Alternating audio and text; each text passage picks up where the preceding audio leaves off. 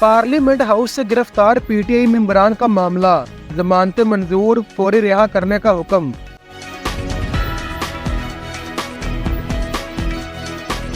इंसदाद दहशतगर्दी अदालत ने पार्लियामेंट हाउस से गिरफ्तार तहरीक इंसाफ के मेंबरान असम्बली की दरख्वास्त जमानत मंजूर करते हुए इन्हें रिहा करने का हुक्म दे दिया। इस्लामाबाद की इंसदाद दहशतगर्दी अदालत के जज अबुल असनात मोहम्मद जुल्करनैन ने पीटीआई एमएनएज के खिलाफ थाना संजानी में दर्ज मुकदमे में जमानत की दरख्वास्तों पर समाअत की।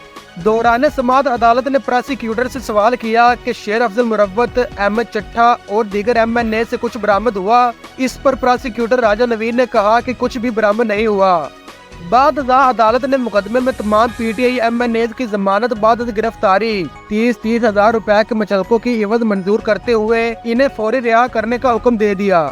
वाज़ेह रहे कि पीटीआई की गिरफ्तार एमएनएज में शेर अफजल मुरव्वत, शेख वकास, जैन कुरैशी, अहमद चट्टा, आमिर डोगर, यूसुफ खान और नईम अली शाह शामिल हैं, जिन्हें पार्लियामेंट हाउस से गिरफ्तार किया गया था।